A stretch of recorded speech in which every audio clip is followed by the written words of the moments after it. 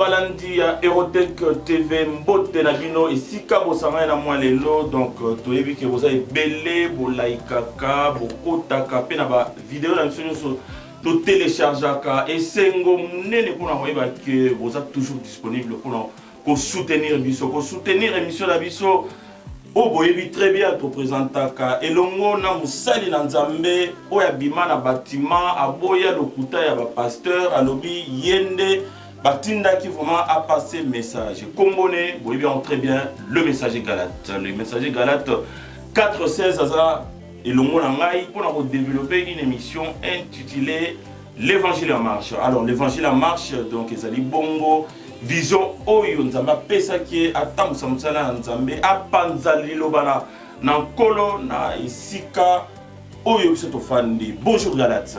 Bonjour Erotech, la qualité qui fait la différence. L'anneau de travail bien fait. Ezali toujours esengo mpona koyeba ki oza toujours présent mpona koprésenter émission elongo na ngai. Donc émission ya lelo ndenge bino boyebi très bien que émission na biso ezali un petit peu politique mais politique soutenu par la parole de Dieu. Donc voilà. Donc tolingi vraiment toyeba eloko nini politicien zo sala na mboka na biso ba promesse nini ba pesa ki est-ce que vous allez tenir ou pas est-ce que vous allez tenir te nzambe alobi nini ndenge nini mwana mboka akotambusa mboka na biso.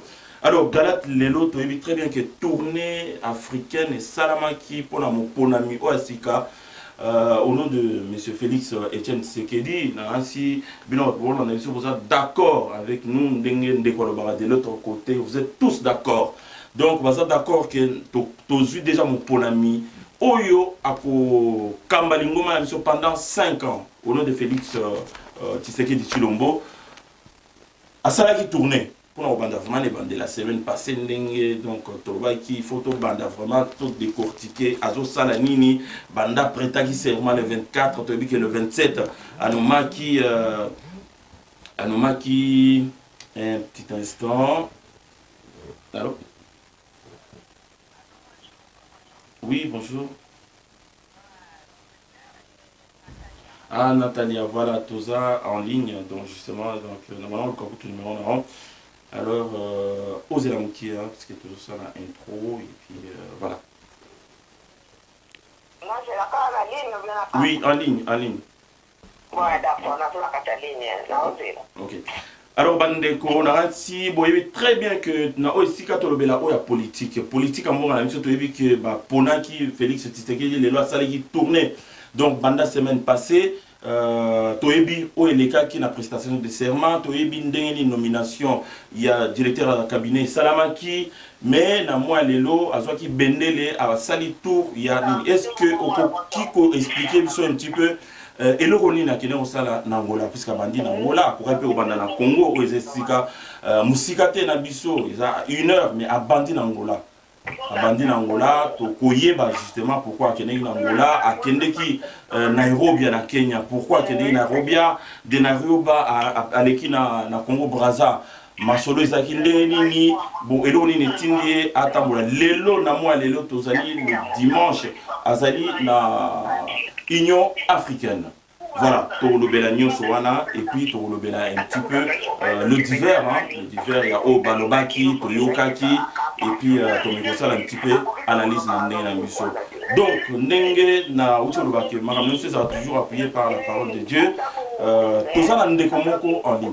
Tout ça, Ndekomoko en ligne, pour te garder pas très longtemps, on a renti Ndekwana Azani, Moko ya Oya Balandaka Yo, Moko ya Oyo Balandaka Erotech TV, mais Azala qui quand même na komi tungisa mingi pona oyo le babaki semaine passée et le babaki ndeni que non yo le baki 666 ezali soki 666 ezali soit na date de naissance soit na habité dans contexte ne le beleki en donc ezali chiffre de la bête mais maman oya bengi azali prophétesse il y a le nom na katia date de naissance na 666 ans donc c'est-à-dire qu'il y a tambolaka na signe de la bête. Allô maman. Allô. Oui, maman m'a quel est les amants mingi on est sur un plateau dans le messager Galate 416 pour opposer question à yo, il y a à répondre en direct. Merci beaucoup.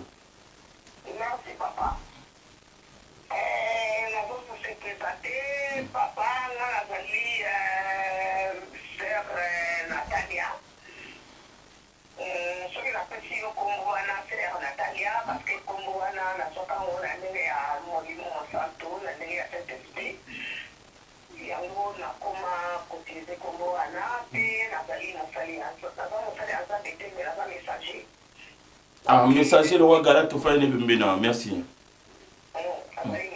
D'accord.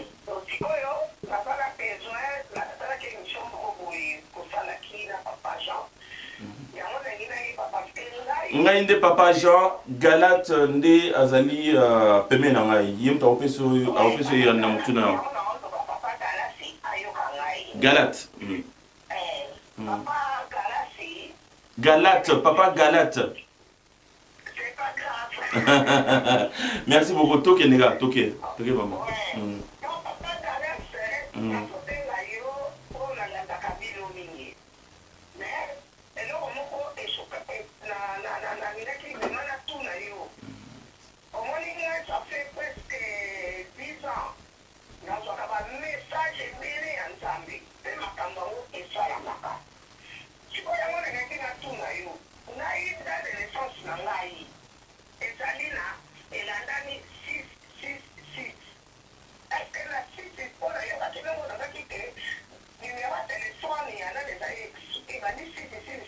Il y a comment Mikil?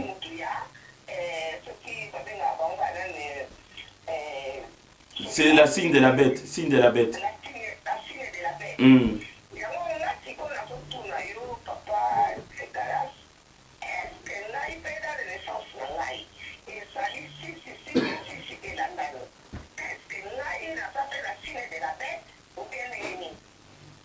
Galate, Mutuna Zayo. Merci maman pour la repère sangai parole ya Mutuna o Kotuna.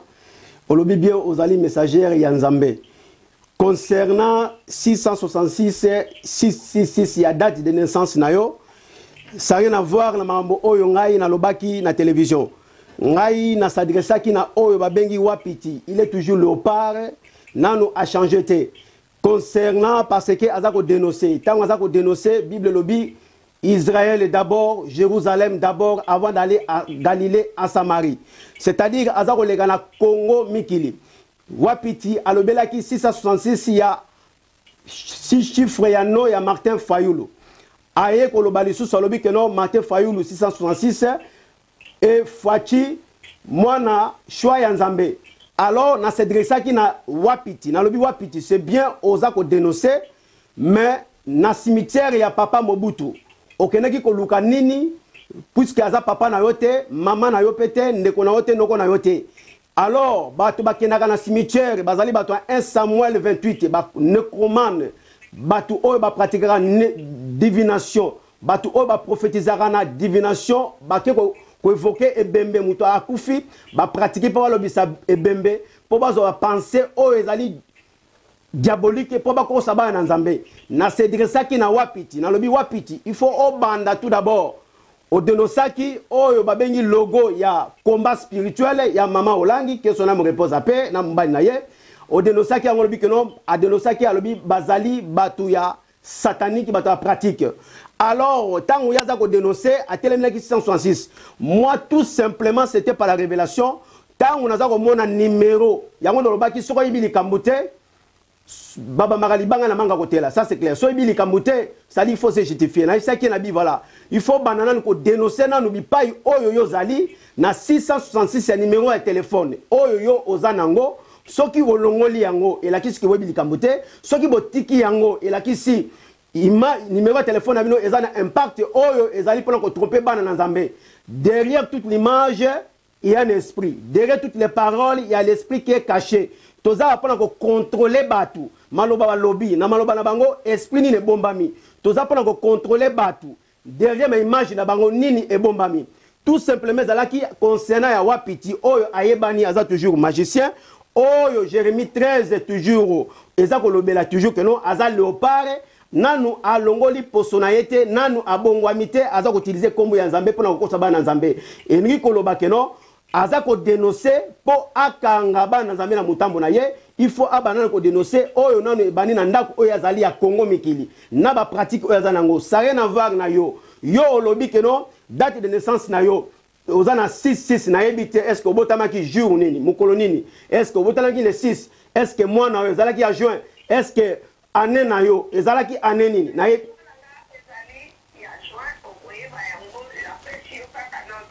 oui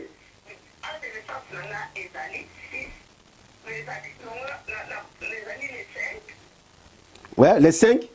Hein, les 5 combien? Les 5 combien, maman, s'il vous plaît? Ouais, les 5 juin, voilà. Oui. 66. 1966. Voilà. Permettez-moi. Déjà, au lobby, au Tukoloba, non? Aux alliés, il y a 3 chiffres, non? Il y a 6, na 4, aux autres, il y a 666. Na Tukoloba, c'était concernant Wapiti. Oh, c'est un magicien, c'est un nécromane. Bible na Maboko, verset biblique na Munoko, il est toujours magicien, c'était toujours sorcier. On a continué à dénoncer. Tant mutu, oh, ya komi sika, oh, Bible lobby, na 2 Corinthiens 5, 17 lobby nini. Ce qui muta komi ya sika, mutu kati na Yesu akomi mutu ya sika. Makamu nyonso ya kala na mayo wo. Tala makamu nyonso komi ya sika. Alors Wapiti alobi akomi mutu ya sika. Mutu ya sika bakomona ye na kunda koluka nini. Et lui, kolobaza mutu ya sikate, azali toujours ko sa la kombo ya nzambe pona ko boma batu. Yango na dénoncer ki ye abanana ko dénoncer o ezali 666 ya cheno ya alobelaka avant a dénoncer 666 ya fayulu. Yango oyo na telemela ki ye. O à ce qui concerne yo mama, yo lobi ozali musai na nzambe. Alors obotama les 5. Obotama les 5 juin. Jour na yo les 5 Mwana yo ebandina mukolo ya motoba le 6 1966 ozali komona awa na kati ya mbula na yo awa 5 ebandi 6 ebandi elandi après 1 après 9 après 6 après 6 ça n'a rien à voir avec 666 collé ya yo ekangami te kende kotala numéro ya téléphone na bango yoka mama kende kotala numéro ya téléphone na bango. Moi je suis au service de dénoncer et de condamner le mal et d'enseigner la vérité. Vous comprenez? Je suis mandaté. Alors, numéro na yo ekangamite. Numéro na yo, date de naissance na yo ebandi na chiffre 5, après motoba, après 1, après 9, après 6, après 6. Ça n'a rien à voir na oyo ezali logo na bango kuna, oyo ezali numéro de téléphone na bango. Bitumba na ngai ezali na bandoki. Ezali ba pasteur e bangunza, ba tamfumba mandona, ba magicien, ba necromane. Oyo bakendaka bibembe ya batu. Oyo ezali meme mutu na yete akei po yeba pa kundi mutu, bongo na butu aya koyeba la kola musebembe na po esa ile misala. Olaninga mama. Merci beaucoup maman na kanisi ozui. Maman na toza na plateau tant eza muke na asa répondre na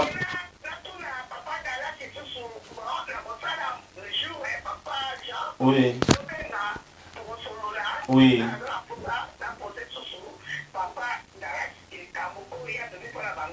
D'accord, wana iko mi pour l'émission. Nako répondre na mbangu, nako répondre na mbangu, ngunza, nako répondre na seconde parce que toza usai la ngonga. Quand on parle ngunza, il y a 19e siècle, premier ngunza oyo ayebani na mukili pa ayebani na Congo, c'est Kimbangu. Ngunza c'est qui? Ngunza c'est un prophète. On ça maman, ngunza eza na Kikongo, c'est un prophète. On reconnaîtrait un prophète par sa parole, par l'accomplissement de sa prophétie, il est soutenu par le Saint-Esprit. Kimbangu. Mais Bangunza, au XXe siècle, dans le Bible, ce sont des sorciers, ce sont des enfants de sorciers. Bazana Saint-Esprit na kati na bangote. Nguza, au XXe siècle, au bazana poto. Il faut pas prophétiser et kokisama nde ebina koyeba na ezali ya nzambe. Ba onyoso ba bimi na sima simo Kimbangu, c'est des sorciers, les enfants des sorciers. Et je pèse bien mes mots. Merci beaucoup maman pour la rubenga, vraiment pour la, surtout pour la confiance aux accordée dans site Nabiso.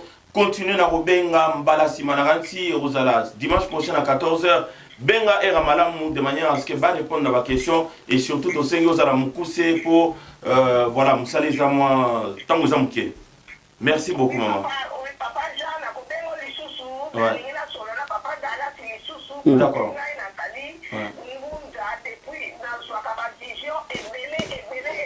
D'accord.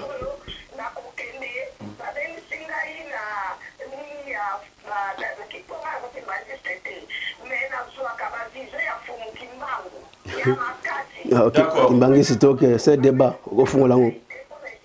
Merci maman. Merci Toza la télévision, Toza la Mukuse parce que Toza ngomami, Toza na 30 minutes. Merci beaucoup. Oui. Merci. Merci maman Zamba Pambola yo. Bon dimanche.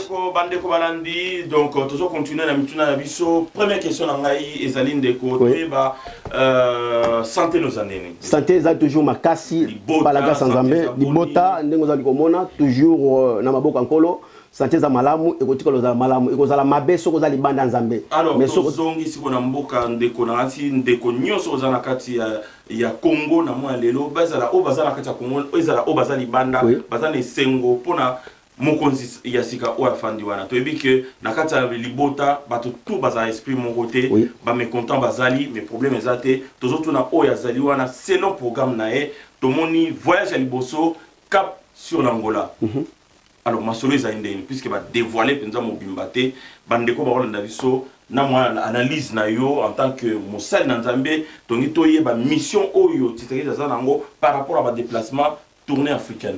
Merci pour ton pesinga liloba à ce qui concerne Makamamboka. Na koloba la chair était na koloba plutôt spirituel parce que tout ça qu'on continue koloba l'élévation de l'Éternel provoque des jaloux et des ennemis. Alors ceux qui biloko na mi balé ezali la kisi ki bokonzi ya nzambe. Alors Satana abonisaka Satana te. Sinon te royaume na bango ekozala makasi mon côté. Toujours qu'on continue ko ba Satana sala ka chantage na moi pour na ba compte rendre ya butu parce que moko aliaki mwana musunya muninga azongi cité na moi il faut ça le chantage pour azongi ça. Alors oye bani ki bokonzi ya nzambe partout na société partout il faut la combattre, il faut provoquer ba jaloux na ba ennemi. Yango wana nzamba résister yango pote ala ki sabonzambe na ye. Alors to moni l'élection oyo eleki na kata mboka wana oyebi résultat ese katani makambo oyo babengi seni ekata makambo na yango oyo ezali mbula matadi ya se ya mabelo oyo pe Yoshua atelemela Herode te atelemela pe mapinga te atosa asebesa futa bempo elingi koloba ke onyo sami na kata Congo ezali volonté ya Nzambe ndenge ndeko Kabila lobaki j'ai fait ma part j'ai accompli ma mission le président est élu maintenant c'est la part de Dieu 9 Congolais sur 10 bazali banda Nzamba sa visitaki Congo mais mingi bazana kata aveuglement mingi bazako loba toujours que non oui occupation na kata mboka oui mais occupation na kata mboka ezoko lobe eloko mon côté parce que très ici est démarré à ce qui concerne mon konza kata mboka tozoko loba bien toujours Jérémie 23 verset 5 à 6 tokoki ko banda émission te sans tokota na oyo ezali ya mozindo onzambe aibina ko bongisa Jérémie chapitre 23 verset 5 à 6. Ainsi dit l'Éternel. Le Seigneur déclare, le jour vient où je ferai naître un vrai fils de David. Il gouvernera comme un bon roi. Il agira avec une intelligence. Il fera respecter le droit et la justice dans le pays.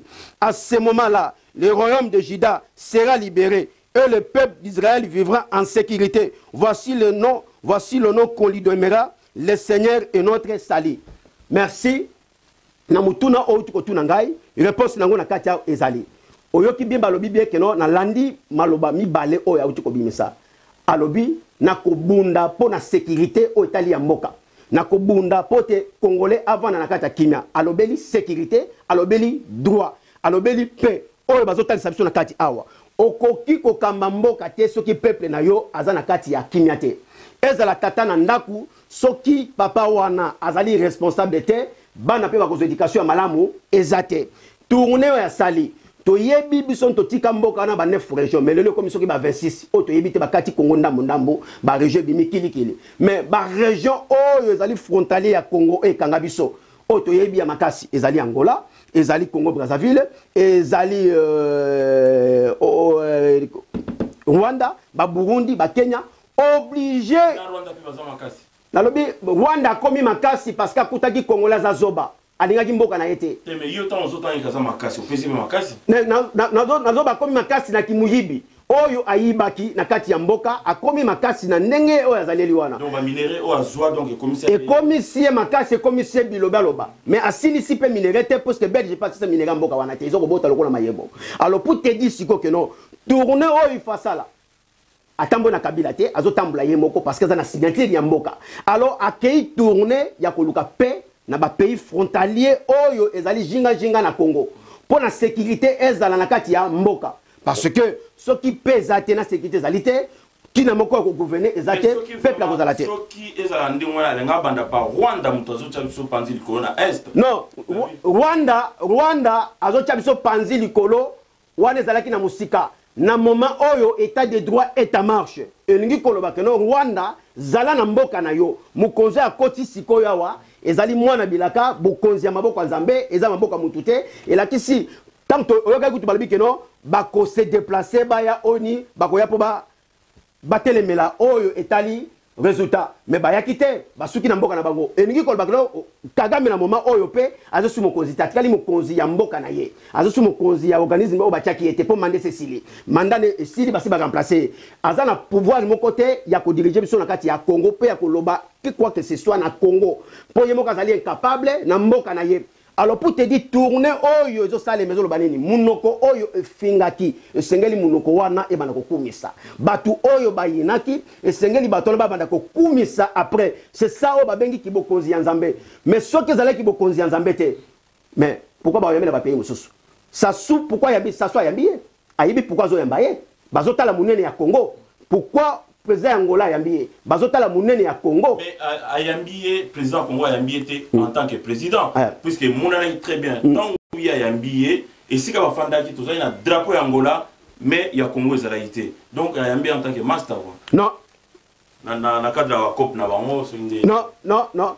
Que ce drapeau zotan ilangana Nathalie Majoanate, mais là on a connu ba mutuye moko aleki drapeau. Et maintenant koloba boye Congolais jusqu'à présent. Au bazo commande c'est 9 sur 10 diaspora, ce sont des sorciers. Bazan 100 projets, moi bazo ngamboka ezate.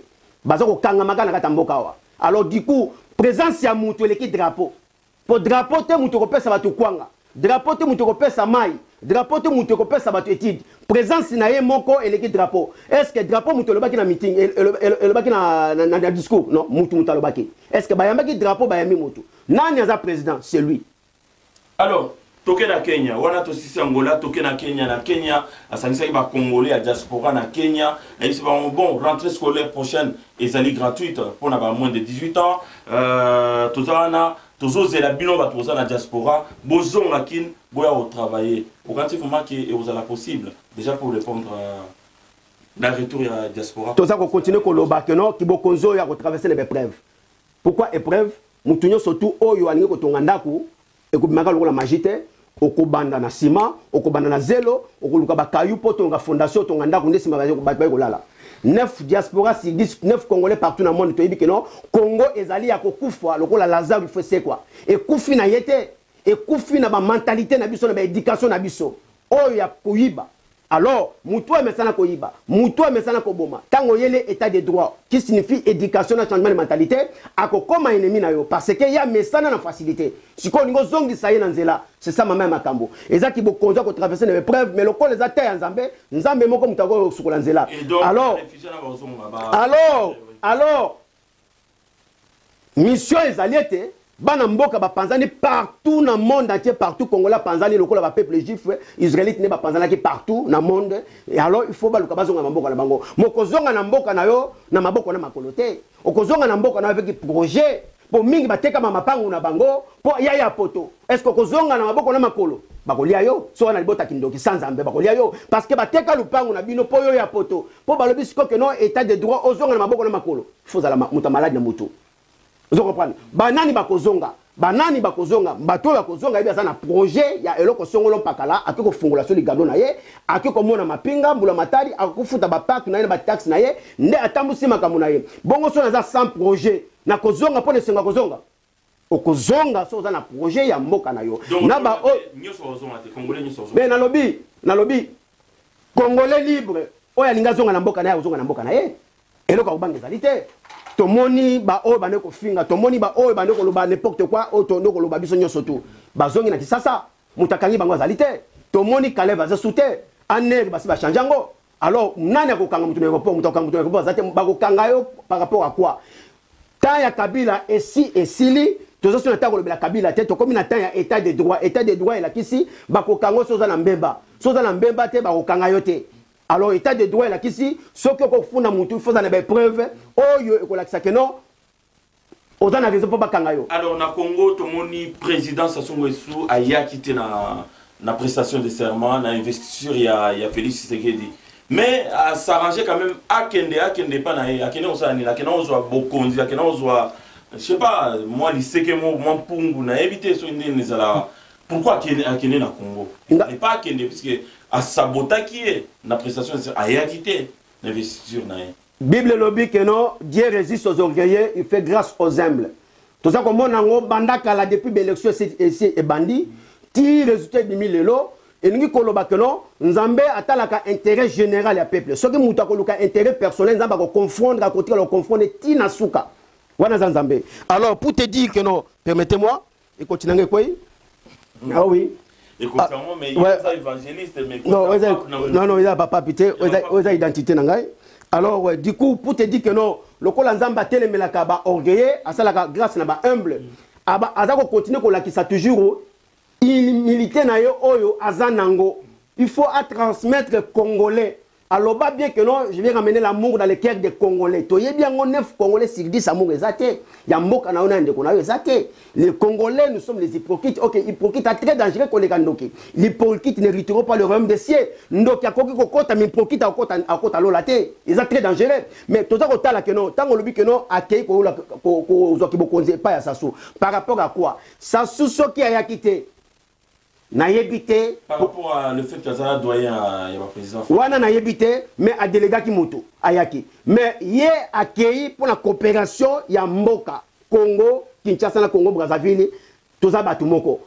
Akoko landate pour ça soit yakité, ça se peut sur la yakité peut-être azoki empêchement comme ça on prend mais a délégué ki moto na yé. Mais accueilli.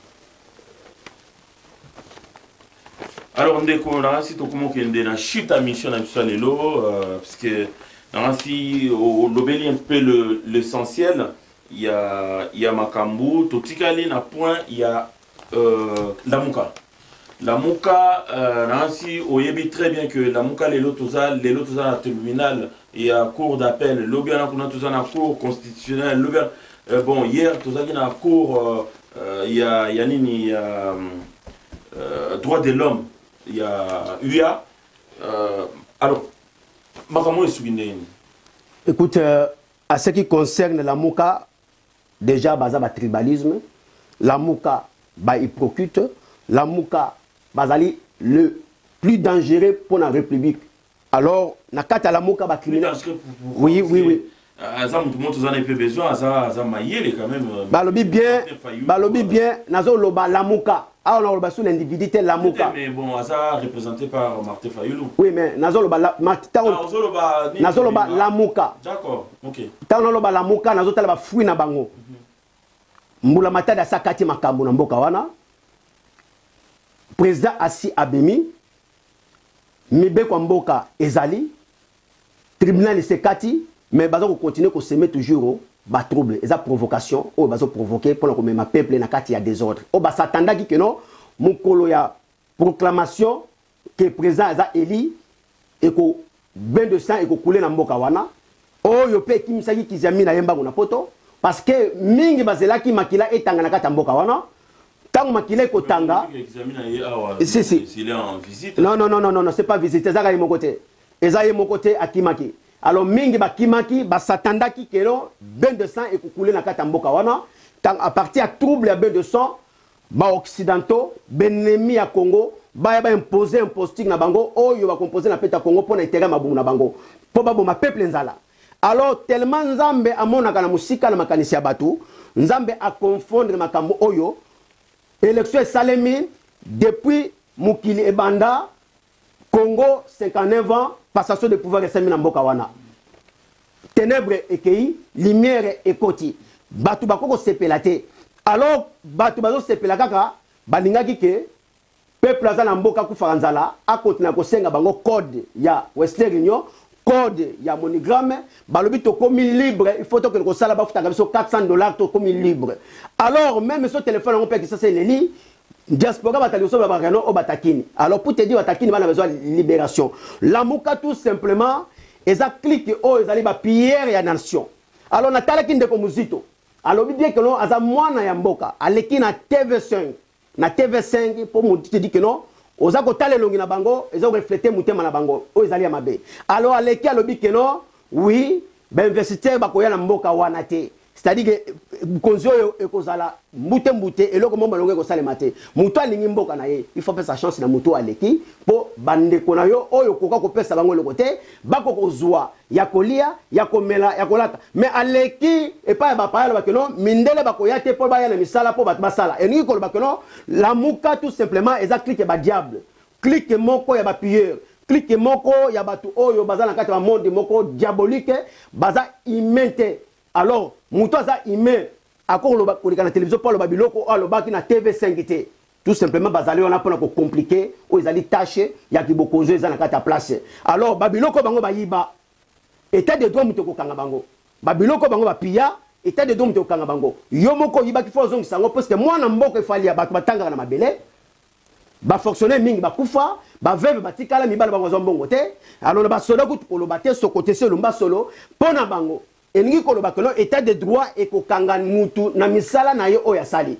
Alors tant on a bi la muka tout simplement za bande ya ba sorcier, ya ba criminel, bande moko ya ba pilleur ya nation. Bazali pona Congo te la muka bazali lokola na mukanda ya Esther 1, la muka autrement dit baza Aman, Taché bazali Mardoché na Esther. Alors na ko pesa message sikoyo pona ye muzito na ndakune abala mo samuluba. Alors tant on a tali batu nyoso tuna na bandundu na yoki baza ko bomba baluba na tuni siko na discours batalamuka na yoki no bomba muluba tika nyoka est-ce que na tuni penza mutu bongo penza akoso kuma mokonzi eno ba kelo suka kuma mokonzi baluba ngasi na ngati alors la katinde kona sana audio moko na balancer pour na batu ba Rolanda biso bayoka ben mena ko balancer en parce que mut na katiote batu bayoka neni batu soulever batu mutu azali démocrate na discours non jamais batu bakoleka bakelo boma muluba tika nyoka. Alors Nzambe a confondre choix ya batu eza choix ya Nzambe te choix ya batu zalaki la muka choix ya Nzambe zalaki fati vite c'est tout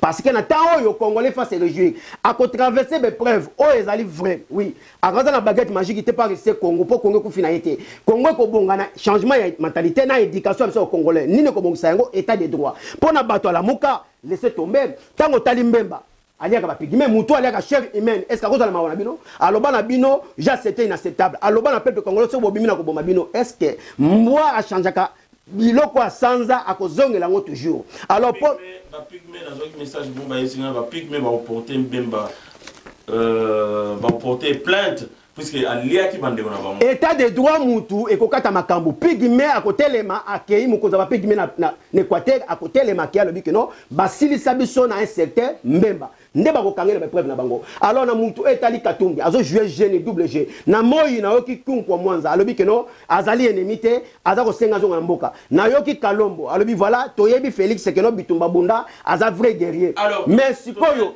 oui voilà mais sikoyo na moyi boza ko lela bozonga mboka mais na butu bozo sa ba plan diabolique tout simplement to kolobaka na mokonza mboka que non il faut à pratiquer Ecclésiaste 7 verset 16 ne soyez pas trop juste dans la vie.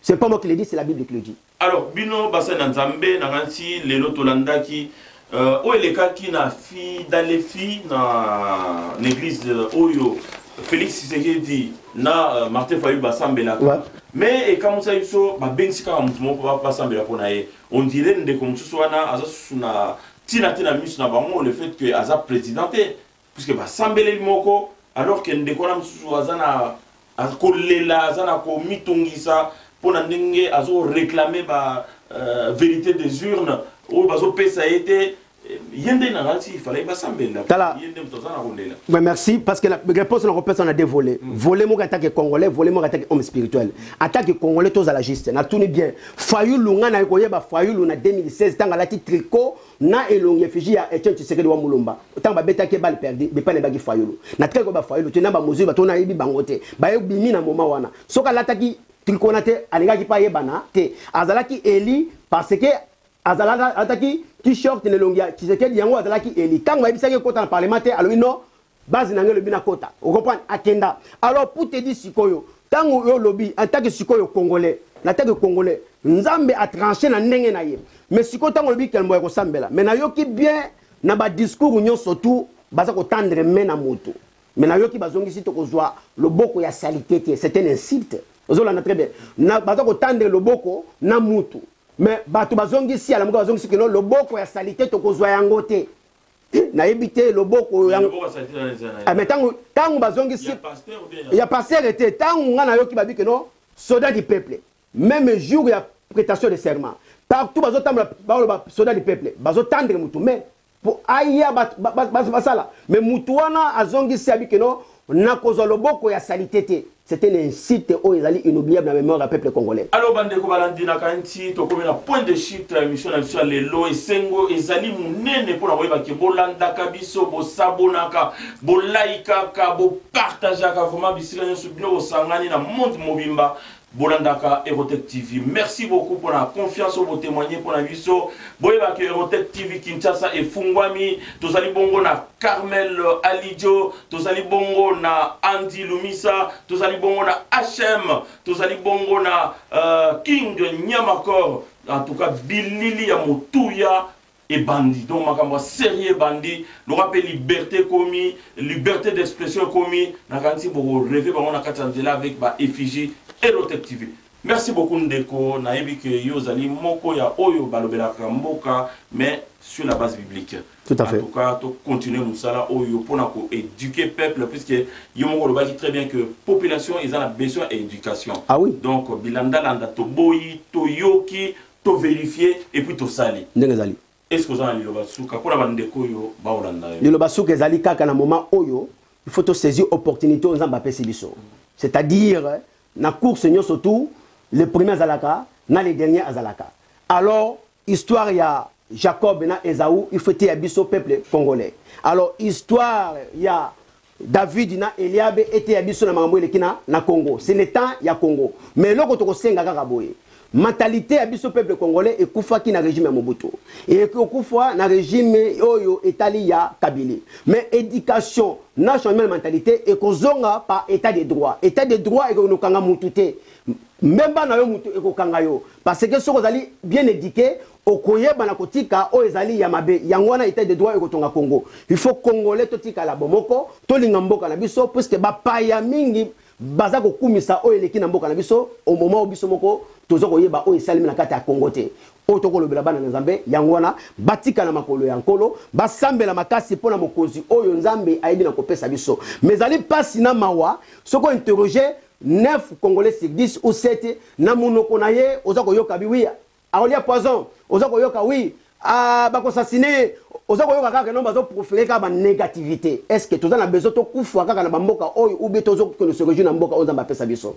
Merci beaucoup Bino Bandeko Balandi, merci messager Galate na to côté ya ka bolingo vraiment tous à la lisanga tous à la liboke moko papa moko maman moko pour tout tonga vraiment mbokana chantier za kati mbokana misale za pour tout le monde au batikala ki na biso batuza na diaspora mututu à se retrouver mbote na bisika bosangani. À la prochaine, merci beaucoup, bon dimanche, merci.